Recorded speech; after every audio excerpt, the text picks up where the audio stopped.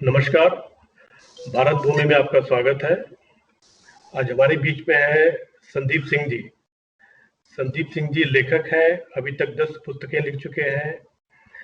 इसके पहले वो सब टीवी, सहारा टीवी में वाइस प्रेज़िडेंट के रूप में काम कर चुके हैं। अ, स्वागत है आपका संदीप सिंह जी भारत भूमि में। नमस्ते। नमस्ते। आजकल कुछ समय से मैंने सुना आपको अब टेम्पल इकोनॉमी पे आपने बहुत बातें रखी हैं अपने तरफ से, मंदिर अर्थव्यवस्था पे। क्या है ये और क्यों सिर्फ मंदिर की बातें कर रहे हैं आप? धर्मनिरपेक्ष देश है, आपको सबके बारे में बात करना चाहिए, मस्जिद भी है, गिरजाघर भी है, सब कुछ। सिर्फ ये टेम्पल इकोनॉमी पे क्यों आप बात करते हैं? क्यों, क्या कारण है? नहीं, ये तो ऐसा है ना कि हम सचिन तेंदुलकर को पूछें कि भाई धर्मनिरपेक्ष देश से सिर्फ क्रिकेट क्यों खेल रहे हो? फुटबॉल भी साथ में खेलो, हॉकी भी खेलो, लॉन टेनिस भी खेलो। तो अगर आपको ये क्रिएटिव प्रोसेस है, इसमें जो चीज़ किसी को समझ में आती है उसी पे काम करना चाहिए। अब ये कहे कोई जाके कि भाई यश चोपड़ा तो तुमने ये पिक्चर क्यों बनाई और ये क्यों नहीं बनाई? तो क्रिएटिव एक प्रोसेस मिनट, अब लिखना। एक सेकंड। अगर अगर खेल निरपेक्ष होता तो फिर वो वही खेलते जो उनको है, लेकिन जब देश धर्मनिरपेक्ष है संविधान में, तब तो कुछ कुछ तो होगा कारण जो आपको ऐसा करने के लिए प्रेरित करता है। नहीं, दो अलग-अलग चीज़ें हैं कि मैं टेम्पल इकोनॉमिक्स पे किताब क्यों लिख रहा हूँ, वो अलग बात है। जी। और सवाल ये कि मैं बाकियों पे क्यों नहीं लिख रहा हूँ, वो अलग सवाल है। मुझे जो चीज़ आता है, जो चीज़ मुझे अच्छा लगता है, मैं उस पे लिखूँगा। जी, जी, जी। बहुत सिंपल सा कारण यही है। जी। तो आपको आपको नहीं लगता कि जो बाकी धर्म से जुड़े लोग हैं, उनकी भी चिंता कुछ हो? तो सारी पुस्तकें मैं ही लिख दूँगा, तो बाकी विषयों पे कौन लिखेगा?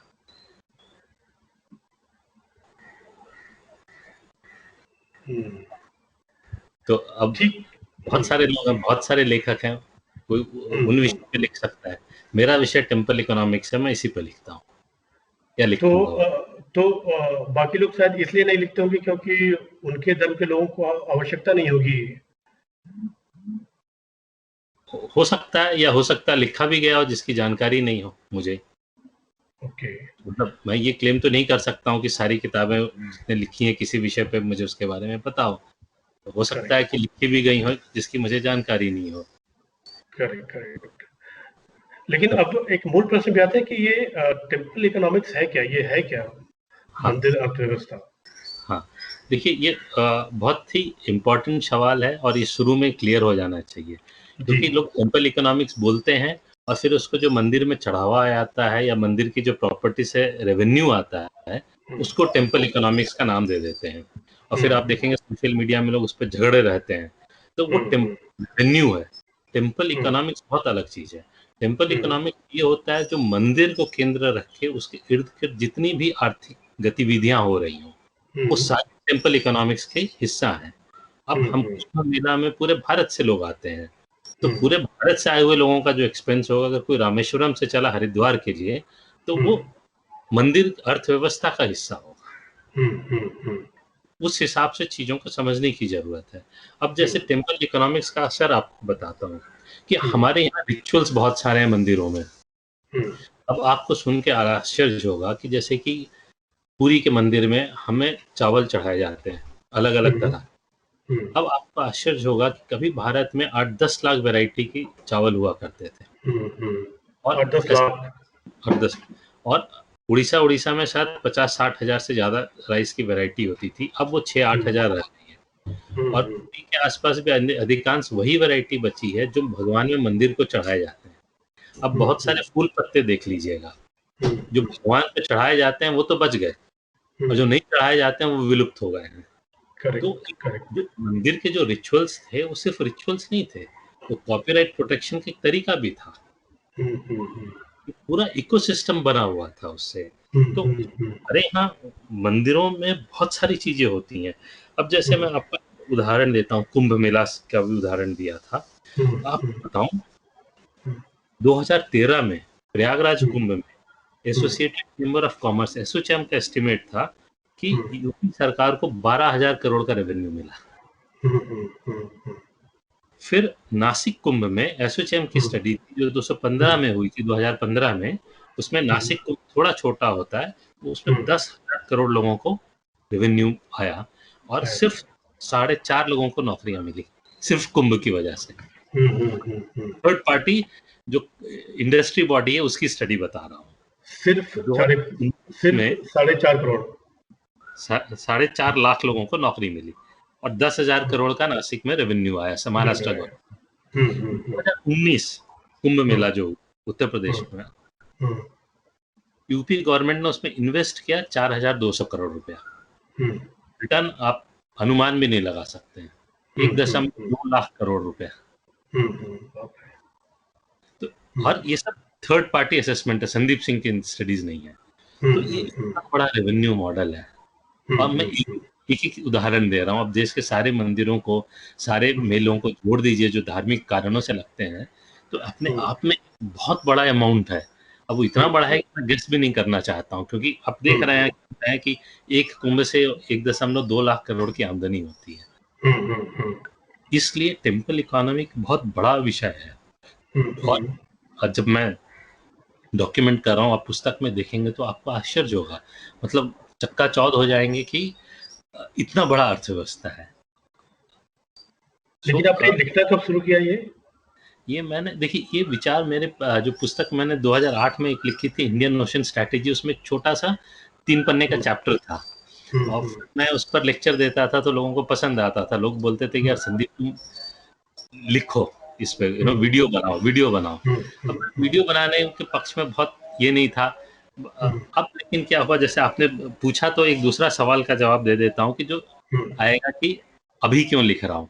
मैंने एक्चुअली मई 2020 से लिखना शुरू किया फॉर्मली अभी किताब, बट दिमाग में बैकग्राउंड में घूम रहा था, रिसर्च थी, बट मई 2020 से फुल फ्लेजेड लिखना शुरू किया। और उसका कारण है, मैं आपको बताता हूँ कि जब 2020 में आप देखेंगे ये वायरस फैल चुका था, सब जगह हल्ला कुछ लोगों ने मचा दिया और उसमें दुख भरी बात थी कि हमारे हिंदू लोग ही थे कि मंदिरों का पैसा ले लो, मंदिरों से पैसा ले लो। तो देखिए, न केंद्र सरकार ने न किसी राज्य सरकार ने कहा कि भाई पैसे की कमी है, और आज तक कहा सक्षम हो चुका है। हमारे जो अभी हमारे फॉरेन रिजर्व है वो काफी बड़ा है। सो फिर भी लोगों को मंदिर को नुकसान पहुंचाना है, और इस मूर्ख हिंदू भी हैं, कम से कम नाम से हिंदू लगते हैं, मंदिर से ही इनको छीनने का मन क्यों करता है। ये बड़ा इंपॉर्टेंट विषय है। इसका कारण यह है कि मंदिर धार्मिक जगह है, लोगों का अंतर समझना होगा, धर्म और रिलीजियन आप करते हैं, मैं समझता हूँ, और बाकी जो रिलीजियस प्लेसेस हैं वहां से आपको कुछ नहीं मिलने वाला है। मिलना तो मंदिर से ही है। अब वहां जाएंगे तो आप वहां पे जाके आप शायद पानी भी मांगेंगे, कई धार्मिक जो रिलीजियस प्लेसेस हैं, तो हमारे दिन पढ़ते कि कोई पानी पीने गया तो उसको वहां मार दिया है। मेरे ठहरे में ऐसी घटनाएं काफी घटी हैं। सोच आप सिर्फ मंदिर से ही रख सकते हैं कि हमको वहां से खाना मिल जाएगा, पानी मिल जाएगा, तो इसलिए मंदिर की बात करते हैं लोग। हमारे यहाँ जो मंदिर है, आप देखेंगे चाहे लड़ाइयाँ हो, मंदिरों ने तब भी देश की मदद करी।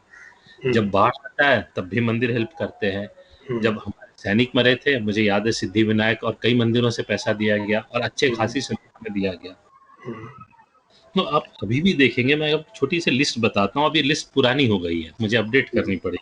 फिर भी जब कोरोना शुरू में, मई जून तक की बात बता रहा हूँ, 2020 की, 2-3 महीने, कांची मठ ने तब 20 लाख दे दिए थे, महावीर मंदिर ट्रस्ट ने 1 करोड़ दे दिए थे, फिर आपका महामाया मंदिर है, उन्होंने 6 लाख दिए, सोमनाथ मंदिर ने 1 करोड़ दिए, अंबाजी मंदिर ने 1 करोड़ दिए, साई बाबा ट्रस्ट ने 5 करोड़ दिए, देवस्थानम बोर्ड कोल्हापुर ने 2 करोड़ दिए, बाबा रामदेव जी ने 25 करोड़ दे दिए, स्वामीनारायण ने 2 करोड़ रुपए दिए, माता मनसा देवी ने 10 करोड़ रुपए दिए। छोटी सी लिस्ट है, हम करीब 50-60 करोड़ की बात करें। ये इन्होंने किसको दिए? सरकार को दिए?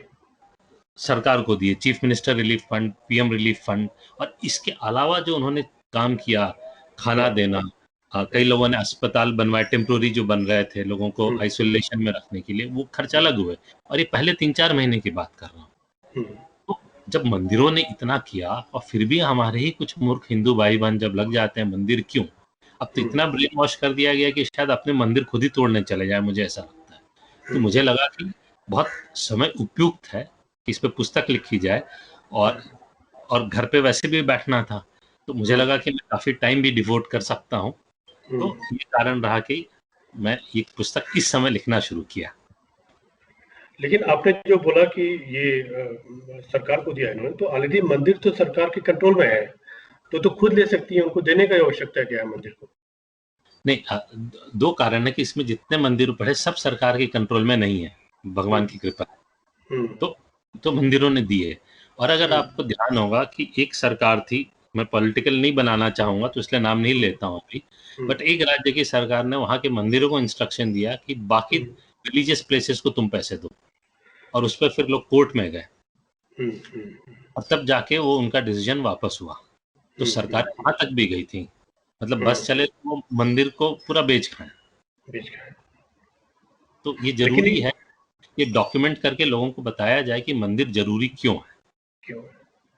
इसी से जुड़ा एक प्रश्न है कि सिर्फ मंदिर ही सरकार के कंट्रोल में क्यों है, बाकी मस्जिद, गिरजाघर, ये ऐसा पक्षपात क्यों? जब धर्मनिरपेक्ष की बात करते हैं तो ये पक्षपात क्यों होता है इस तरह से? देखिए, ऐसा है कि ये करीब 1864 के आसपास अंग्रेजों ने, क्योंकि 1857 के बाद ईस्ट इंडिया कंपनी गई, उसके बाद हुकूमत आ गई थी अंग्रेजी सरकार की, तो उन्होंने बिल ले आए थे कि हम मंदिरों को और मस्जिदों को हम अपने कंट्रोल में करेंगे, और चर्च तक बहुत थे नहीं, तो वो, और वैसे भी वो ईसाई थे तो शायद नहीं करते, या डायरेक्ट इनडायरेक्ट उल्टा था, चर्च का उन पर कंट्रोल था।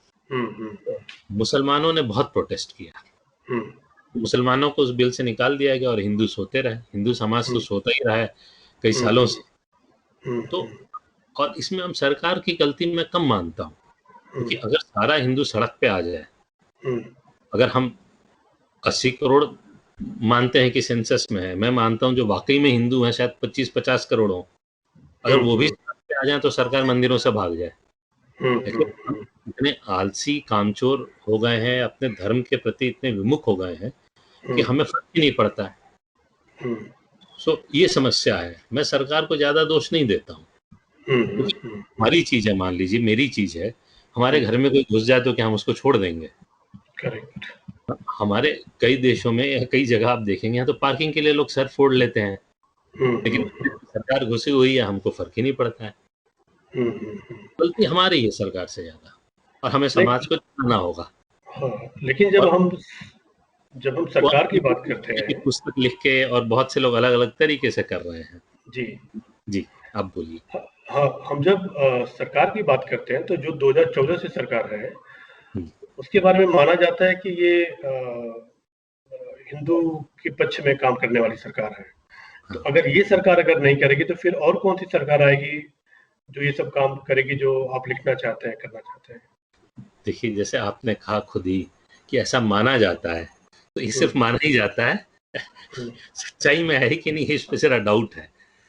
लोग हमें उदाहरण देंगे कि राम जन्मभूमि मंदिर, तो शायद मैं तो ये मानता हूँ शायद राजनीतिक इशू था जिसको सॉल्व किया गया ना। 370 भी राजनीतिक मसला था, देश की सुरक्षा का मसला था। तो हाँ, ये जरूर मैं मानता हूँ कि ये सरकार पिछली सरकारों की तरह हिंदू विरोधी तो नहीं दिखती है। हिंदू विरोधी नहीं है। तो हम ये कहें कि हिंदू विरोधी नहीं है तो मैं मान लूंगा, हिंदुओं के पक्ष में है, इस पर मेरा निर्णय अभी तक मैं अपने पास रखा हूं, मैं नहीं मानता हूं अभी तक। तो ये हिंदू विरोधी नहीं है, ये मान के संतोष किया जा सकता है। हाँ, तो और मेरा ऐसा मानना है कि यही सबसे अच्छा मौका है कि हिंदुओं को सड़क पे उतर के अपने मंदिर वापस लेने होंगे, और इसी उद्यम के लिए मेरी पुस्तक भी है कि हिंदुओं को समझ में आए कि मंदिर क्यों जरूरी है, और शायद सरकार को भी आ जाए। करेक्ट। अच्छा, दूसरा सवाल है कि ये जो टेम्पल इकोनॉमिक्स से कितना ओल्ड है, कितना ये पुराना है ये? हाँ, ये एकदम और भी इंटरेस्टिंग सवाल है, और आपको मैं एक उदाहरण दूंगा इसका, आपको बड़ा आनंद आएगा। जो हम मॉडर्न इकोनॉमी की बात करते हैं तो उसमें ऑटोमोबाइल इंडस्ट्री आता है। जब इंडस्ट्रियलाइजेशन शुरू हुआ 18th सेंचुरी से, तब से आया, और तब अमेरिका में कारें बनने शुरू हुई, और एक शहर था डेट्रॉइट, वहां पे सबसे ज्यादा कारें बनती थी, उसको automobile city of the world भी बोलते थे। जीएम सबकी फैक्ट्रीज थी। और डिट्रॉयट शहर के आसपास जितने छोटे शहर थे वहां एंजिलरी यूनिट लग गई थी, जैसा नॉर्मल होता है बड़ी फैक्ट्री के आसपास होती। अब ओवर ए पीरियड क्या हुआ, भारत में, जापान में, फिलीपाइंस में, कोरिया में कार बनाना सस्ता पड़ने लगा, तो कार बनाने की कंपनी सब शिफ्ट कर गई और वहां कंपनीज बंद हो गई। अगर आप rust built of USA type करेंगे तो डेट्रॉयट और उसके आसपास के शहरों का नाम आएगा। रस्ट बिल्ट यानी जंग लगे हुए शहर।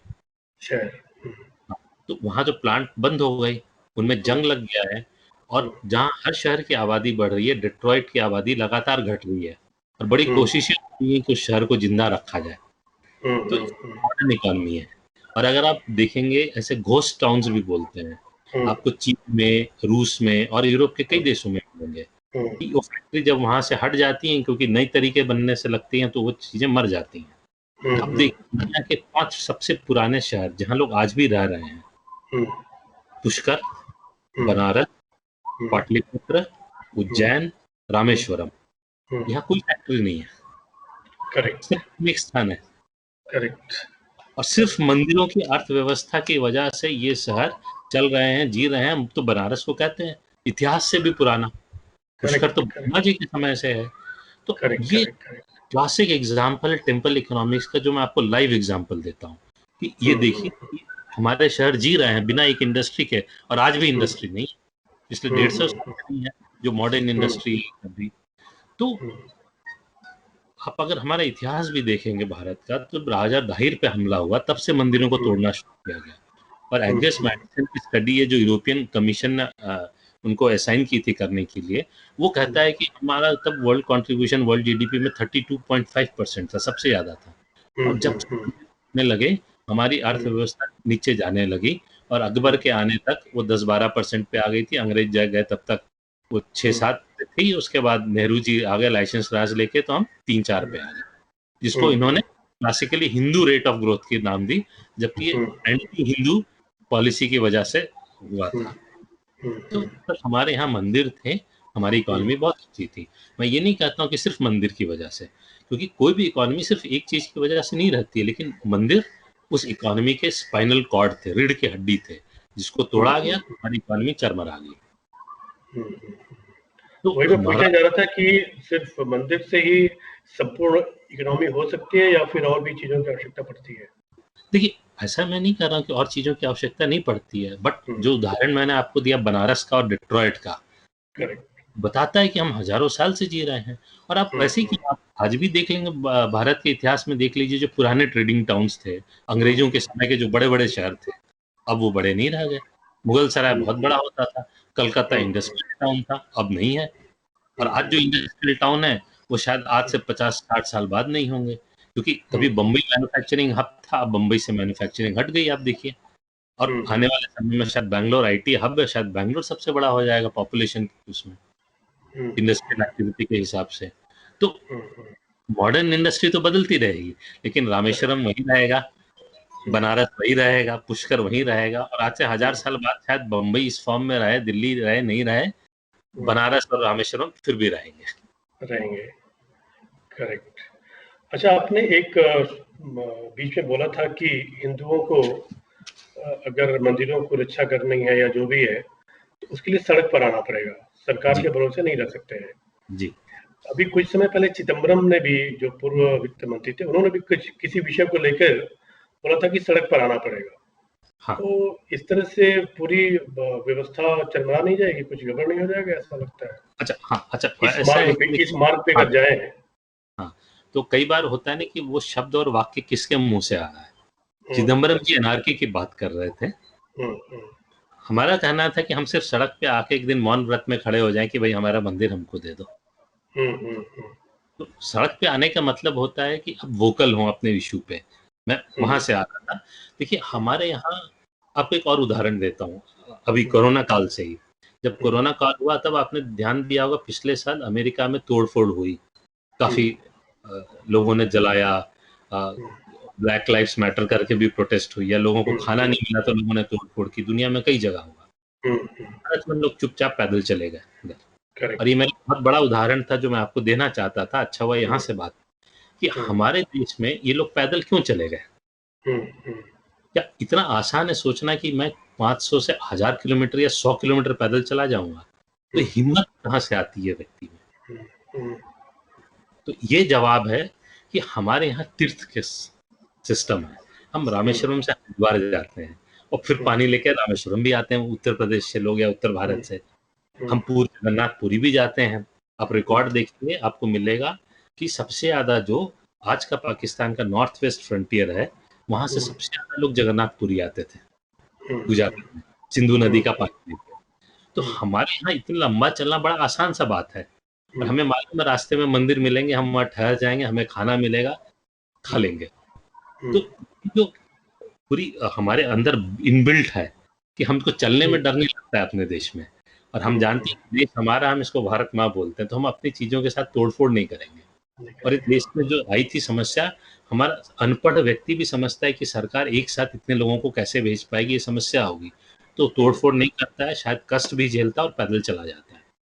और मुझे बहुत अच्छा लगता है कि जब आज सरकार इस बात को समझते हुए उनके लिए अन्न फ्री कर दे रही है, अभी तक है और अब शायद फिर नवंबर तक ही आ गया है, तो कम से कम ये हमें उनके लिए करना पड़ेगा। और यही हम दूसरे देशों में देखें तो तोड़फोड़ होने लगती है। तो चिदम्बरम साहब एलीट हैं, लुटियंस हैं, तो वो अमेरिकन स्टाइल की बात करते हैं, हिटिंग द स्ट्रीट, और मैं धार्मिक वाले थॉट प्रोसेस से आके बोलता हूँ कि जब मैं कहता हूँ कि सड़क पे आना है तो भाई आइए, अपना हमारे विरोध प्रदर्शन का तरीका रहा है हमेशा से। हमें समस्या होगी तो आप राजा के घर पे महल में जाके घंटी बजाइए, हमने पढ़ी होंगी, और राजा कभी भी आके सुनता था रात को 2 बजे भी। तो हमारा कहना है कि जब तक हम आके लोगों को नहीं बताएंगे, सरकार को, कि भाई हमारी समस्या है, सरकार को लगता है कि कुछ हिंदू चिल्ला रहे हैं, बाकी हिंदू तो खुश हैं, तो ये सबको बोलना हो कि नहीं भाई, हम सबको दर्द है, इससे पीड़ा है कि हमारे मंदिर आपने कब्जा किए हुए हैं, आप हटिए मंदिर से। आपने हिम्मत की बात कही, कुछ लोगों ने इसको मजबूरी दिखा कि मजबूरी में उनको इतना लंबा चलना पड़ा। दोनों बातें हैं, या सिर्फ हिम्मत से ही चलेगा, या मजबूरी भी थी? नहीं, देखिए ऐसा होता है ना कि मजबूरी होती है। इसी के साथ जुड़ा हुआ, दूसरी चीज इसी के साथ जुड़ा हुआ, आपने बोला तोड़फोड़ नहीं हुआ। कोविड के बाद, लॉकडाउन के बाद तोड़फोड़ होने की वजह से ही सरकार को डॉक्टरों की सुरक्षा के लिए एक नया कानून लाना पड़ा था। तो ये भी हुआ था, तोड़फोड़ भी हुआ था। किसने किया उसमें जाना, अगर आप जाना चाहें तो जा सकते हैं, लेकिन तोड़फोड़ भी हुआ था। और नहीं, वो तोड़फोड़ तो उदाहरण है ना कि हम हिंदू वो काम नहीं करेंगे, वो काम ज्यादातर समुदाय विशेष का था, पुलिस वालों को भी मारा। तो वो आपने हमारी बात को रीइंफोर्स कर दिया, जो एग्जाम्पल दे रहा था कि जब हम बात करते हैं तो हम तोड़फोड़ की बात ही नहीं करते हैं। और जहां तक बात है कि मजबूरी की, तो देखिए आदमी मजबूर होकर 2 काम कर सकता था ना, जो अमेरिका यूरोप में होता है। आपने अक्सर देखा होगा, लोग दुकान तोड़ के घुस जाते हैं और चीजें चुरा लेते हैं। ये वीडियो आप लीजिए, एकदम कॉमन है वहां पे। हमारे यहाँ कुछ दरवाजा तोड़ के किसी ने राशन नहीं चुराया। तो जो लोगों ने सेवा बहुत काम किए, आरएसएस ने किया, बहुत बाकी संस्थाओं ने की, मंदिरों ने किया, उनको मालूम था हमें कोई देगा, तो कहीं भी किसी ने खाना नहीं छीना। तो मजबूरी में वो भी हो सकता है, मजबूरी में हिम्मत हो तो आप बोलेंगे मैं चल के जाऊंगा, हमें खाना मिलेगा, मेरा देश है, मेरा समाज है, विश्वास है, वो हिम्मत है। करेक्ट। तो ये फंड, संपन्न व्यक्ति, संपन्न देश या संपन्न व्यक्ति, गरीब देश या गरीब व्यक्ति, दोनों का अप्रोच अलग होता है। तो ये भी तो एक कारण है, गरीब देश जो हम, गरीबी है, गरीब लोग हैं, उनकी सोच अलग है, मानसिकता अलग है, इसलिए वो थोड़ा बैलेंस्ड होकर अपना काम किए हुए। हम सोने की चिड़िया कहलाते थे। और आप हमारा इतिहास उठा के देखेंगे, आप हमारा इतिहास उठा के देखेंगे तो आपको कभी भी हमारे इतिहास में ऐसा नहीं मिलेगा कि तोड़फोड़ हो रहा हो और चोरी छीना। मतलब इक्का दुक्का केसेस रहेंगे, वो स्टैटिस्टिकल एरर है। 6 सिग्मा में भी आप जब सब कुछ परफेक्ट करके फैक्ट्री से प्रोड्यूस करते हैं, 6 सिग्मा में भी एक स्टैटिस्टिकल एरर का स्कोप छोड़ा जाता है, हम उन बातों को छोड़ दें। बट हमारे देश में कभी ऐसी घटनाएं नहीं हुई। आप अगर देखेंगे, जब तूफान हुए या भूखमरी हुई, अंग्रेजों के समय सबसे ज्यादा हुई, मुगलों के समय भी हुई, अंग्रेजों के समय भी हुई। और हमारे यहाँ अक्सर गलत इतिहास पढ़ाया गया, जमींदारों को विलेन बना दिया गया। हमारे यहाँ इतिहास है और डॉक्यूमेंटेड है मेरे पास, जब मैं इस पुस्तक में मेंशन भी कर रहा हूँ कुछ उदाहरण, कि अंग्रेजों ने मना किया था कि जो भूखे मर रहे हैं उनको खाना दिया जाए। दो जमींदार जो थे नदी से नाव में रात में खाना लेके आते थे और नदी के किनारे खाना छोड़ के चले जाते थे और किसान गांव वाले उनको उठा के अपना पेट भरते थे। तो हमारे यहाँ जब उड़ीसा का जो सबसे बड़ा फेमिन था उसमें सबसे ज्यादा खाना वहाँ के मठ ने खिलाया। वहाँ अंग्रेजों ने हाथ खड़े कर दिए थे कि हम खाना नहीं खिला पाएंगे, तो वहाँ के मठ के सामने मतलब कभी बंद नहीं होता था क्योंकि इतने खाने वाले थे भुखमरी में कि 24 घंटे चलता था और सुबह 12:01 से रात के 12 बजे तक खाना बना के खिलाया जाता था। तब भी चोरी जप्ती की बहुत कम, मतलब इक्का दुक्का घटनाएं इतिहास में दर्ज है। अभी संदीप जी अंतिम दो प्रश्न। एक प्रश्न जो आपने मंदिर टेम्पल इकोनॉमिक्स पे लिखा हुआ है, उसमें जो रहते हैं वो तो बेचारे पुजारी होते हैं, गरीब, और कोविड में, कोरोना काल में सबसे अधिक सफर किसी ने किया तो उन्होंने किया हुआ है। बड़े मंदिरों को छोड़े तो वो अलग बात है, जो छोटे मंदिर बहुत सारे हैं, उनके बारे में आपको क्या कहना है? उस सरकार को क्या करना चाहिए, या फिर उनके बारे में आपकी क्या सोच है? देखिए, मेरा तो ऐसा मानना है कि हिंदू राष्ट्र है जी, और हमारे जो भी पुजारी इसके सबसे महत्वपूर्ण अंग है जी, और सरकार की तरफ से, केंद्र सरकार हो या राज्य सरकार की तरफ से उनको पैसे मिलने चाहिए थे, क्योंकि बड़े बड़े मंदिर, मैं पुस्तक में उल्लेख भी कर रहा हूँ, उदाहरण भी दे रहा हूँ कि पहले जमाने में जो बड़े मंदिर होते थे उनकी जिम्मेदारी होती थी छोटे मंदिरों की देखरेख की। अब जब सरकार ने बड़े मंदिरों पे कुंडली मार के बैठ गए हैं, अब उनकी जिम्मेदारी बनती है कि छोटे मंदिरों की देखरेख, वहाँ के पुजारियों की देखरेख वो करें और उनको रेगुलर पैसे दिए जाएं जैसे बाकी समुदाय विशेष के लोगों को देती हैं कई सरकारें। करेक्ट। तो इसका कोई डिटेल्स है सरकार के पास कि कितने पुजारी हमारे देश में हैं, क्या है? हमें नहीं लगता है कि मंदिरों की किसी को पड़ी है इस देश में, ये तो बहुत दूर की बात हो गई उनको सोचना। हम ही लोगों को नहीं पता होगा, आम जनता को, कि हमारे मोहल्ले में या देख लीजिए कितने मंदिर हैं, किसी को पूछ लीजिए तो सबको, तो बहुत दूर की बात है। तो जिसको आप मानते कि हिंदू विरोधी सरकार नहीं है, उसने भी प्रयास नहीं किया ये सब जानने का? देखिए, इसमें दो कारण हैं। एक कि सरकार जब से आई है, सरकार के पास काफी समस्याएं खुद की हैं। कोरोना रहा, चीन रहा, इकोनॉमिक काफी बुरे हाल में था, तो सरकार ने डिफेंस पे काम किया, इंफ्रास्ट्रक्चर पे काम किया। तो हम सरकार को बहुत सीधे सीधे ब्लेम नहीं कर सकते हैं। जैसे मैंने कहा कि ये मंदिर समाज का हिस्सा भी है, तो क्या हम ऐसे लोग काम नहीं कर सकते हैं कि भाई हमारे क्षेत्र में ये मंदिर है?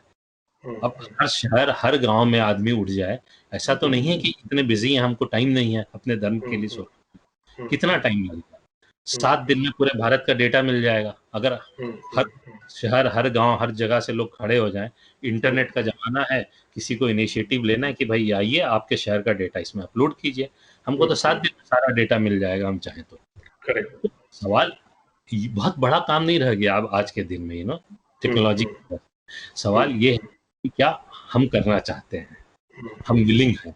कितने लोग हैं जो समय निकालना चाहते हैं? हम हर चीज सरकार पे नहीं छोड़ सकते हैं। जब राजा भी थे तब भी धर्म सिर्फ राजा की जिम्मेदारी नहीं थी, प्रजा की भी थी। और राजा करता था तो दंड होता था, जो उनको बताया जाता था कि जो धर्म का दंड है वो राजा से भी बड़ा होता है। बहुत वेल डॉक्यूमेंटेड है, अगर आप देखेंगे, और चाणक्य जैसे सीरियल सब में दिखाया भी गया है कि सब शपथ लेने के बाद दंड लेके राजगुरु उनको बताते थे कि ये तुमसे भी बड़ा है। तो अब वो राज, जो हम कहते हैं स्ट्रीट पे आना, मतलब वो सरकार को राजदंड दिखाने की बात है।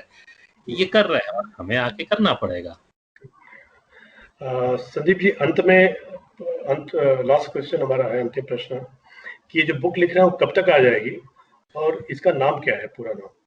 अरे ये बड़ा टेढ़ा सवाल है, मैं आपको बताऊं, क्योंकि मुझे लगा था शुरू में कि 200 पन्ने की पुस्तक होगी। अब ये लग रहा है 600 पन्ने में सारी चीजें समेट लूं तो बहुत बड़ी अचीवमेंट होगी मेरी।